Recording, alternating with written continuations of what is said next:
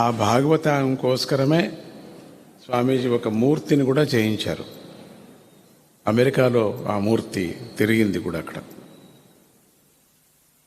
ఎట్లా ఉంటుందంటే, తమద్భుతం బాలకమంబుజాక్షణం చతుర్భుజం శంఖచక్ర గదార్యాయుధం శ్రీవత్సలక్ష్మీం గలశోభి కౌస్తుభం పీతాంబరం సాంద్రపయోధ సౌభగం.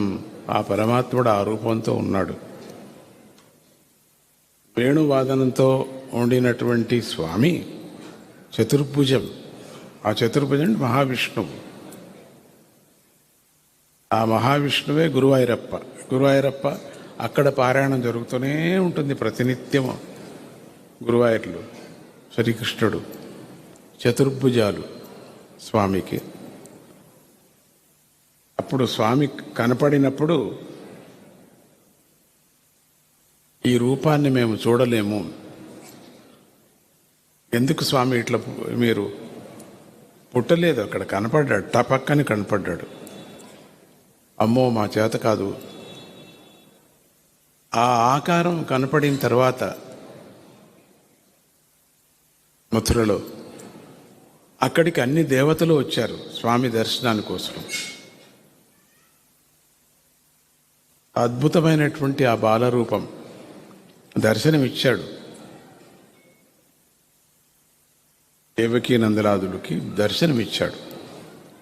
వసుదేవుడికి అంత తపస్సు చేసుకున్నారు కాబట్టి ఆ వసుదేవుడికి స్వామి దర్శనమిచ్చాడు.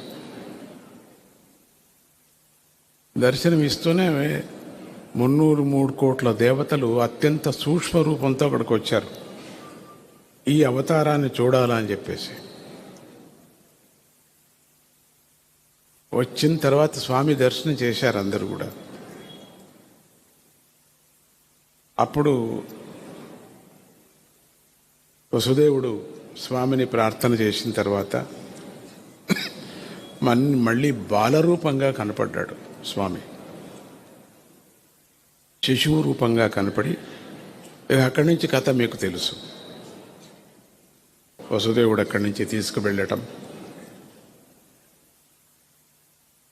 గోపాలపురానికి తీసుకువెళ్ళటం, అక్కడి నుంచి ఇక్కడికి అదుబదులు చేయటం, అక్కడి నుంచి ఇక్కడికి అమ్మవారిని తీసుకురావటం, ఇదంతా మీకు కథ తెలుసు మీకు.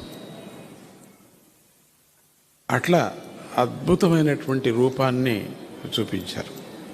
ఆ అవతారం పూర్ణావతారం, కృష్ణావతారం పూర్ణావతారం అంటారు. 9 కృష్ణావతారం.